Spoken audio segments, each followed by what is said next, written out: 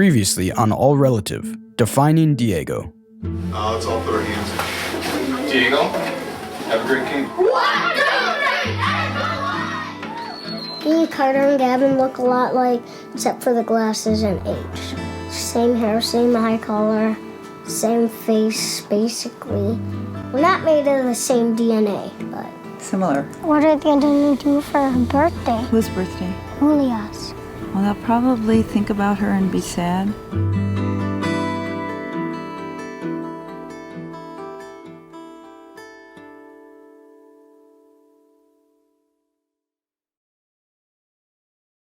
Like, did you ever consider when you adopted me, this baby could get like really sick?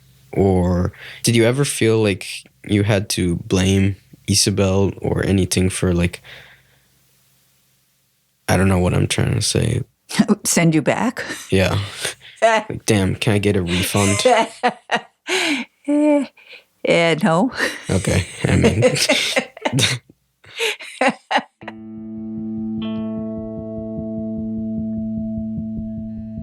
I was never able to really look at stuff through your lens, so I'm kind of curious. Like, the first night when we get into that hospital, what's going through your head? It was surreal. It still is. I mean, I remember until then you had been super healthy. You rarely complained, but you had this monster headache, and we took it seriously. We called the nurse line. They said, go to the ER.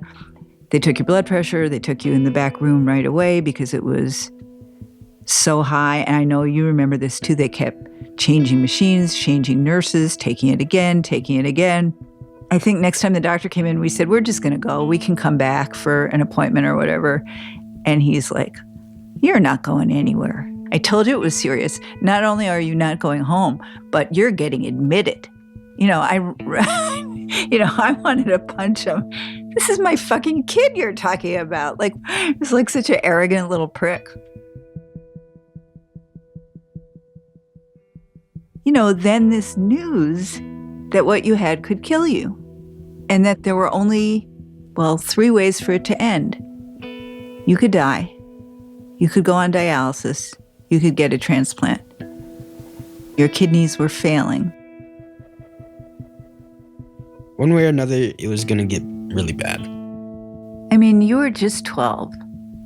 So we had you to protect and worry about and love. Was it the kind of love where you're like, we may only have a limited amount of time with him? I just knew that you weren't going to have a regular life. I'm not going to say you have a death sentence, but you're probably not going to live as long as a healthy person would live. Does that make you sad? Yes. We knew you were an athlete. We knew how great you were at running, jumping, blocking shots, soccer, whatever you tried to do physically. And you were noticed for it, and you were proud of it, and we were proud of it. And just like for us to have that switch flipped, you were going to have to find a different kid to be. It was so sad.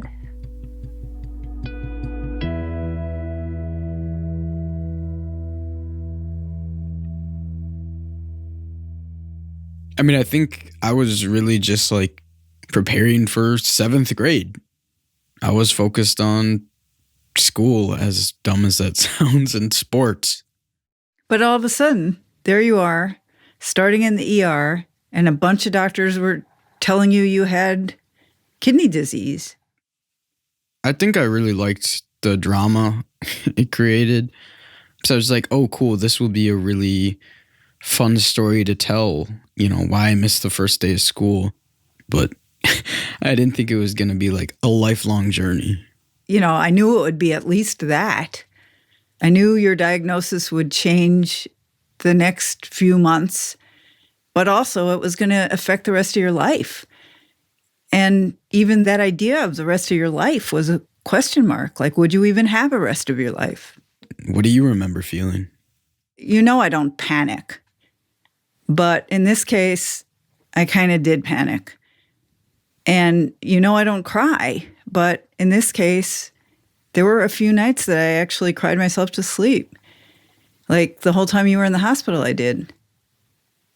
But then, I knew I could figure out what it meant that you had kidney failure. I knew I could look up the best places for you to get medical care. I could be there for you. I could love you and comfort you and care for you when you got sicker, like they said you would. But what I couldn't do, because I had no clue about it, is I couldn't predict that adoption would make this hard thing even harder. Well, it did. Because you're not my biological mother, so it would have been better if we had the same kind of blood. And genetics matter when you need an organ transplant. Yeah, we didn't know what to do. When you got sick, we were just figuring it out a day at a time in survival mode. No more trips to Guatemala, no hockey, nothing like our old life. And of course, we didn't know whether you'd be okay or all the ways that this ordeal might scar you. Yeah, I think the reason I'm still alive is because I was adopted. And I have to live every day knowing that my sister died, and I'm still here.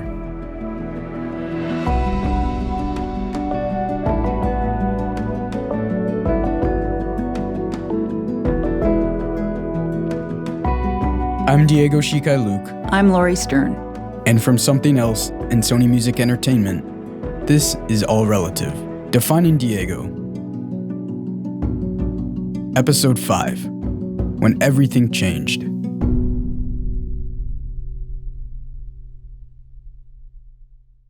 For a long time, we held on to two different stories that we had heard about why my biological sister Julia died. One, that she died from an illness. Another, that my birth father had kicked her in the stomach. We didn't know what was true, but when doctors told me I'd need a kidney transplant, that was a pretty big clue. Yeah, we didn't tell you this at the time, Diego, but one of the first things Dan and I did after your diagnosis is we went to the office and we dug out that tape from 2005, that interview with Isabel when she told us about Julia. Yeah. How did Julia die? She had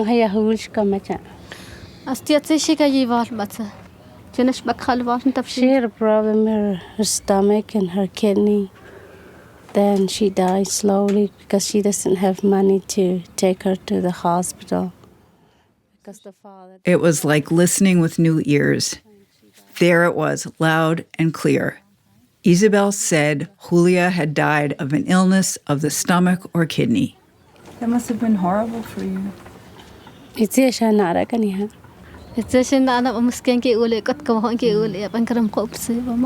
was hard for her. She wished you were here to help Julia. So after we saw the tape, we were just gutted on so many levels. There it was. You and Julia probably had the same illness. And it was an illness that probably killed her. Yeah, and then I think just on top of that, knowing that I was able to get treated for this, and she never did. And then we were constantly reminded that you were adopted because the doctors would come in and the first thing they would ask was, what was your family history? Even though we have a relationship with Isabel and my family, it's like we don't really know anything medically about them. Nobody could tell us what was wrong with your kidneys. It could be genetic. Maybe. We couldn't be sure. But either way, the treatment was the same. And our job was to protect what little kidney function you had left. I went to the hospital on my 12th birthday, August 28th. What a birthday present. Okay, and then your birthday.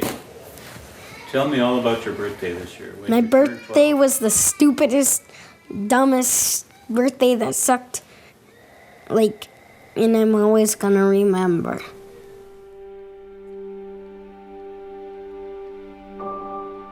About a month after my diagnosis, Dad decided we should sit down for annual interviews. I think it was probably for posterity. Maybe it was in case I did die. I remember us sitting down in the living room. So what do you hope for this year? I hope that they can figure out what's going on with my kidneys so I can start to have more salt. In the video, you're sitting on the couch with your knees tucked up under you. You were coloring your hair. It had bright red streaks back then. For you, it was all about what you couldn't eat. I mean, one of the big things was I wanted to go to Punch Pizza. They're very salty pizzas. And I remember being disappointed really badly because I wanted to go there, but it was just too high sodium. Oh, and you know what I want for my birthday? A bacon cake. It sounds kind of goofy, but that's like a dream now. Like no more bacon, no more. Like at Burger King, I can only have like 2 fries maximum.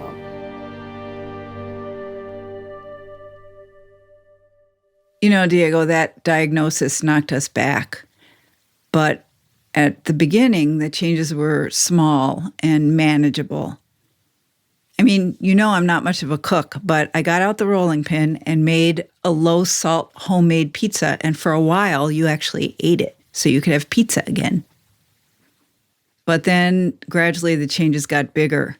Like, you were diagnosed at the very beginning of the school year, and by spring, you couldn't play sports anymore. Yeah, I mean, I just remember being tired. Yeah, you started wanting to take naps all the time. I knew it was a symptom of kidney disease. One of the first things I really remember was just like how much I fucking hated labs, man. I mean, it was just like, I felt like it was just a waste of time. Why did you feel like it was a waste of time? Because I had to wake up early and drive to the doctor's. I was like, I don't want to do that. Let me sleep in. You know, we hated going there because there was never any good news. It was always bad. You know, Dan and I were pretty good about putting one foot in front of the other, doing what had to be done.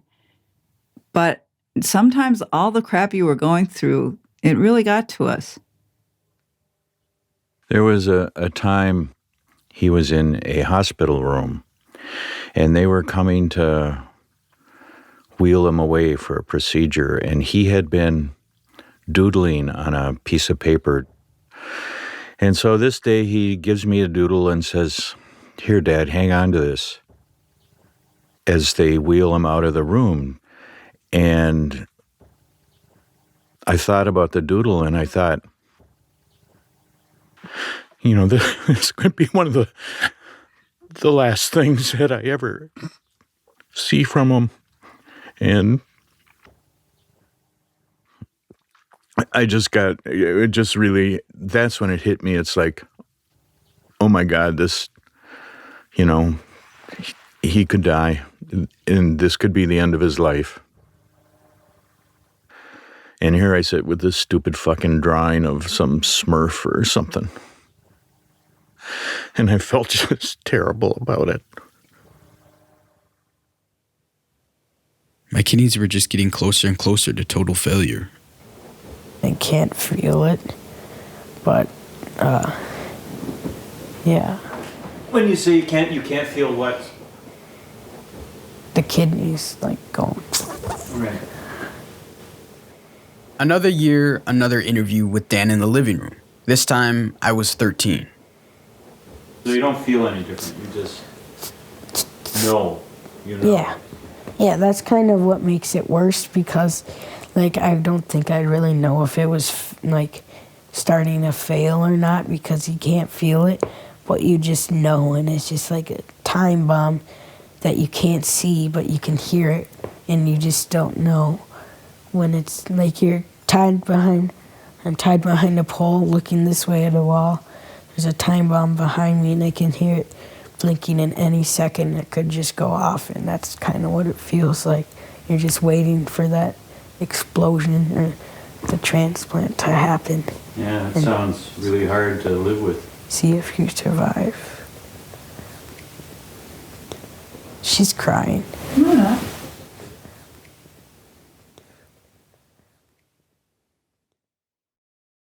All I knew about sick kids up until then was what I read in the news. Nobody in my family got sick until they were old. But you getting sick made me rethink the whole idea of my family because Julia. Yeah, I mean, Julia was in the back of my mind this whole time. And she still is.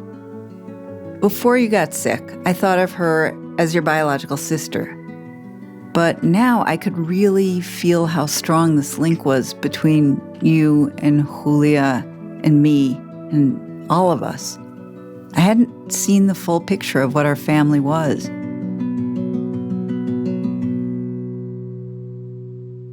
More after the break. Diego, it was hard because as a parent, you're supposed to at least pretend you know what you're doing. But I had no idea. I mean, the doctors gave us a bunch of what is kidney failure books, but nobody told us whether we should let you sleep all day if you felt like it, or whether it was okay to act as sad and worried as we felt.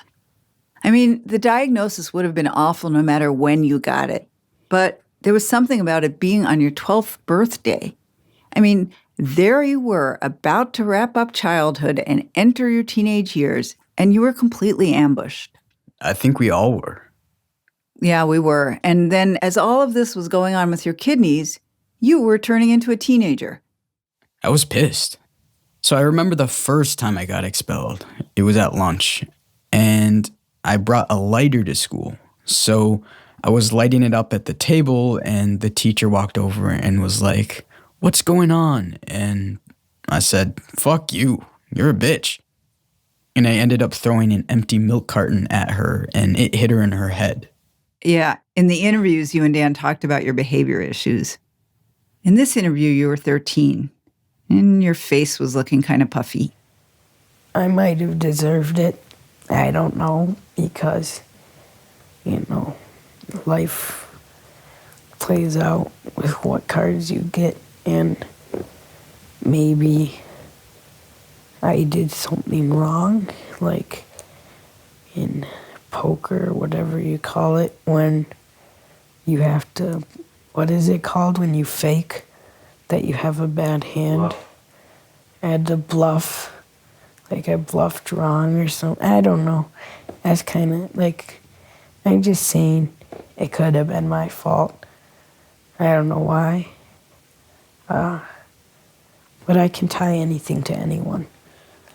Like, if someone dies, it's their fault for not killing themselves and staying alive. And then they died the way they died. So, we're all gonna die. This is a pointless rant. I'm just going off. Yeah, but I just want you to understand that, it's not your fault. I know, I'm just saying that's what I think. I like to think it's my fault. Well, yeah, it's not your fault. Okay, whatever. Next question.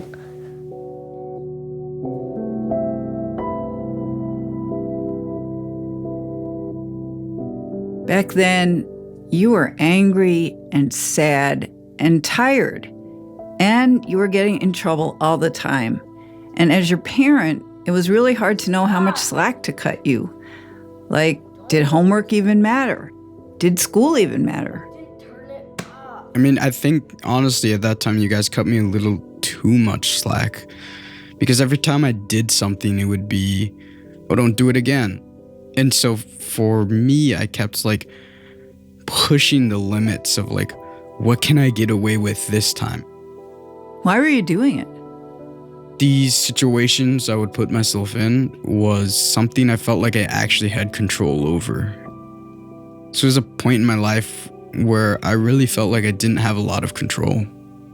And I was just trying to figure out how to keep you safe from kidney disease, but mostly from yourself.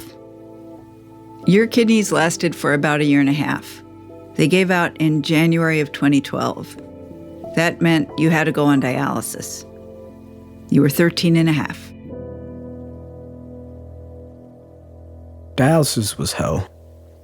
They kind of sit me down. It's just like this big, nice recliner. They got a big TV, and they got this big remote, which is like the size of a notebook.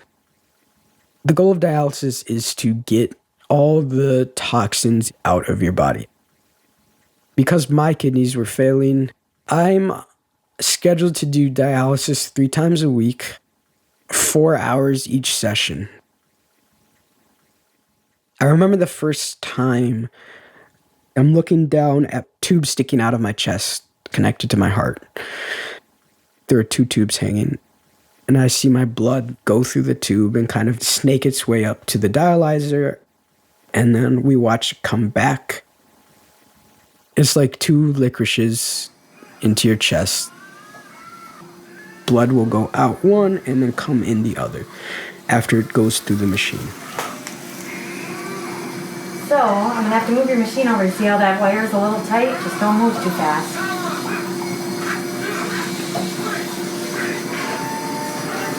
There it goes.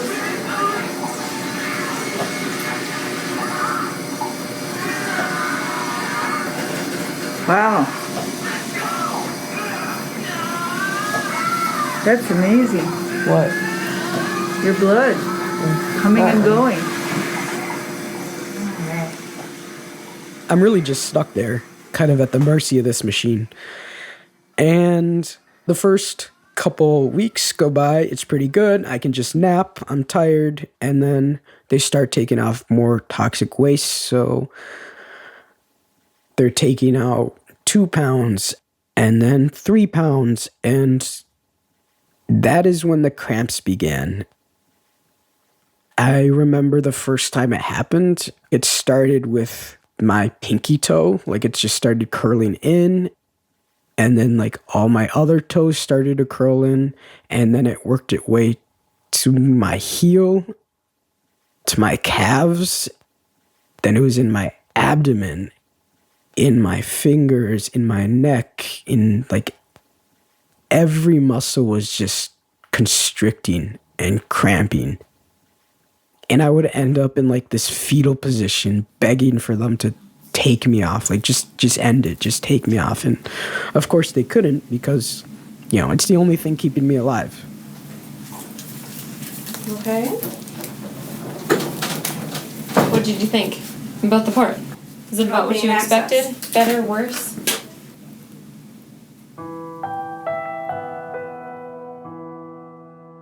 They had sewed a port into my chest. It connected to the dialysis machine. And I tore that out. It was an accident. It was super scary. We were over at our friend's house, and you kids were jumping off their roof or something. You were acting like your old self, like a daredevil, not like you were sick.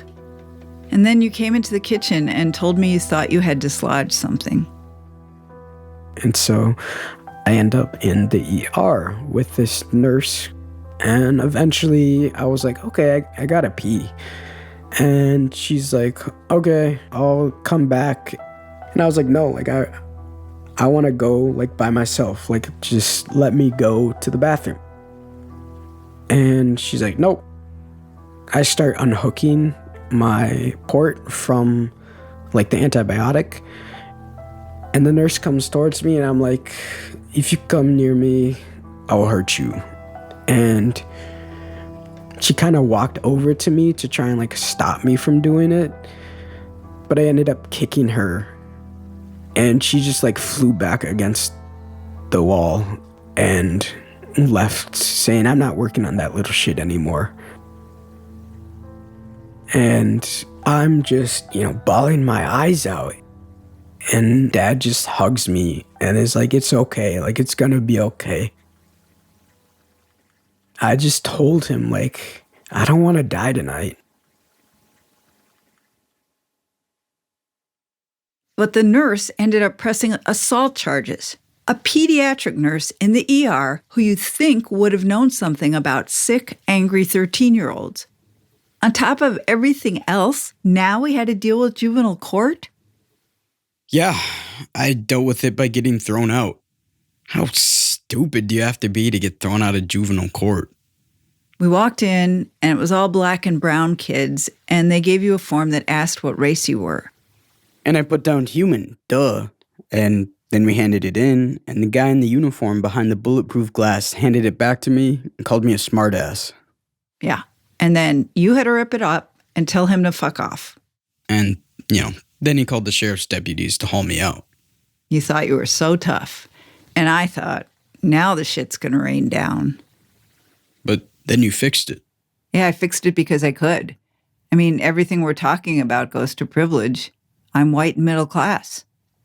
I just called a prosecutor friend, and he made sure that when you went back to juvenile court, you had a chance to explain yourself. You just got a good talking to. And I didn't have to fill out any more forms. I was a brown kid adopted by a white lady, and that's what made the outcome completely different.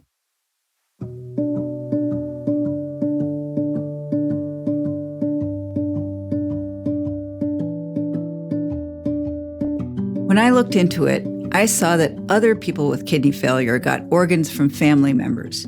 So Dan and I got tested to see if we could give you one of our kidneys. But we didn't match. Our blood markers were just too different from yours. Your blood markers weren't typical in the Midwest. I remember I called an adoption research institute and I asked, what about adopted kids who need organ transplants? But they had nothing for me. They hadn't looked into it. So you started doing your thing, emailing everyone you knew.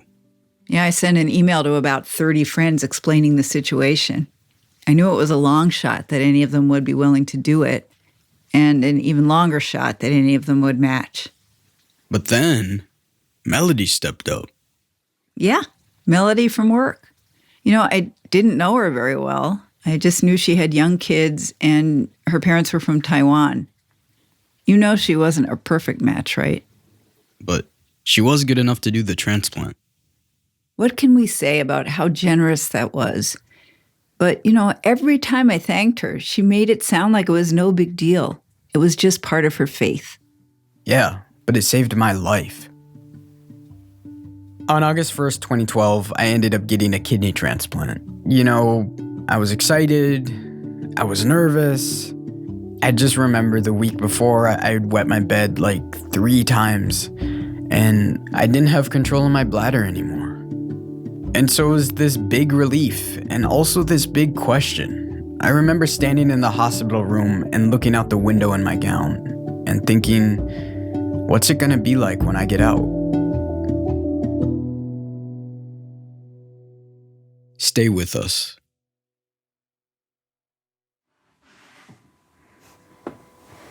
So, dude. You know, it was like a year ago when I talked to you last. Yeah. And you seem to be really tired. How come? Because you woke me up. Oh, well. This conversation is from December 2012, a few months after the transplant. I was 14. I was wearing a Real Madrid soccer jersey. I could feel the fire in the fireplace behind me.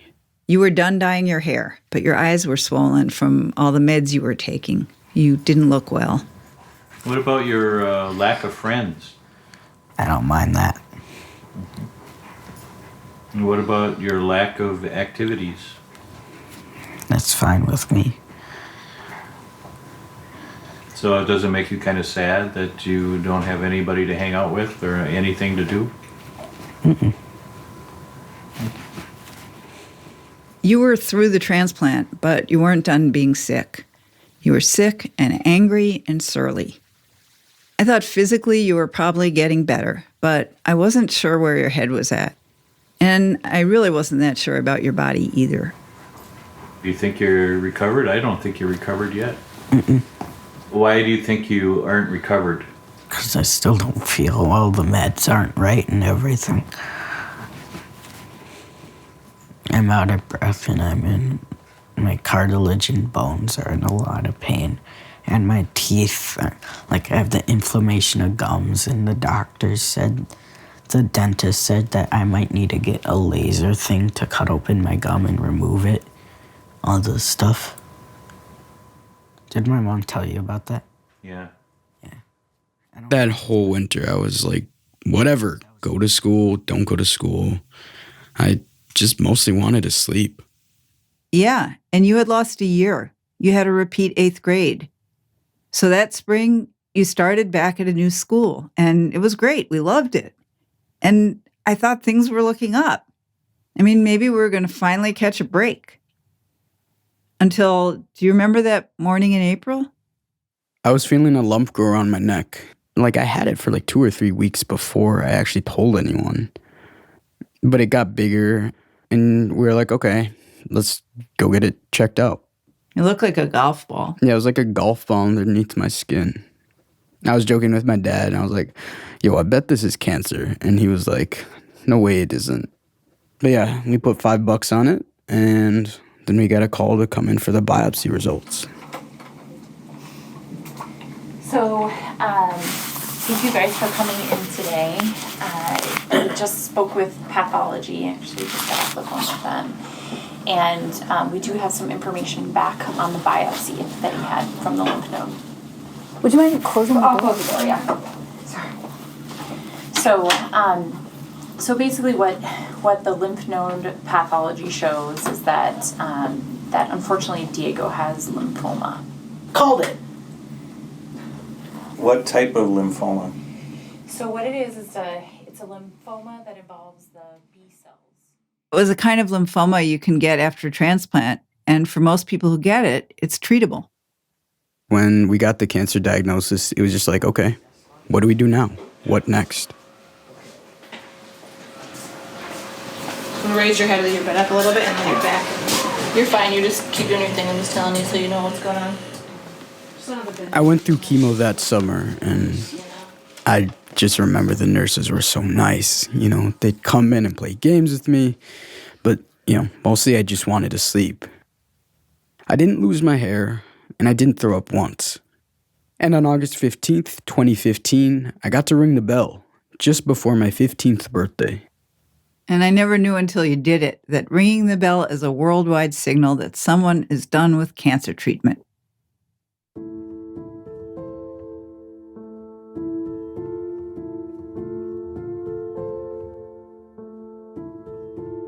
It had been 3 years from your kidney diagnosis to the end of chemo. And it would take another couple years to get back to anything like healthy. Yeah, I think we were all scarred by those years. I mean, my scar from the transplant is about 1 foot long, and it's curved like the blade of a hockey stick. I think we all got, like, both tougher and softer from the whole thing. It was really the most miserable 4 years of my life, and I would never wish it on anybody. No parent should have to go through it. No one should have to go through it. Well, in my case, I definitely have some survivor's guilt, where I know, like, my birth family doesn't have access to medical care, and that just makes the survivor's guilt much worse. You know, I hear survivor's guilt, but I don't know what it feels like. What does it feel like? I mean, for me, survivor's guilt is really manifested itself in the form of motivation, where, like, I feel so guilty, I feel like I have to act on it. I would like to have just died in my hometown, like Julia. That's how it should have been. You'd rather be dead? In some sense, yeah. I mean, I feel like that's the survivor's guilt. It's like, that should be me. I should be in a cemetery buried next to Julia. So the life I'm living is just extra time, and I have to, like, make the most of it.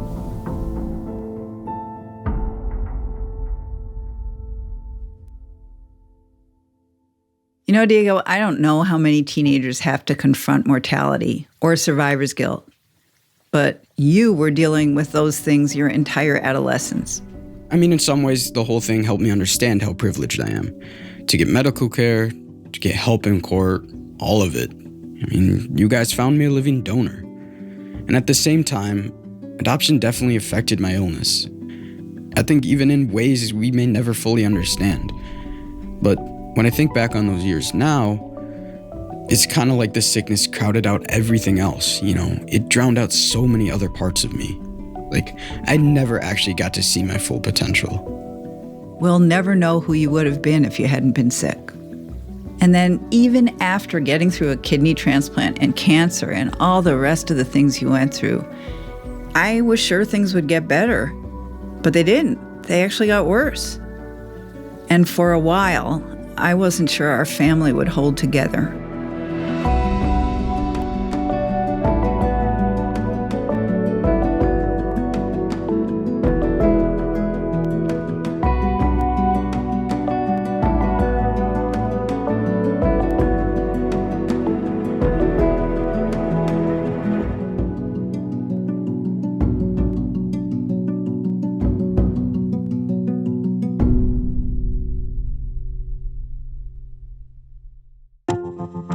Next time on All Relative, Defining Diego. I was butting heads with the both of you all the time. You're like, I will go to Guatemala. And Dan and I were like, fine, good, go. We're glad you're gone. We don't want you here. Anan Papon, that's her father. Shikai. Shikai. We ultimately made the case that it was unconstitutional to deny a child a right to a family.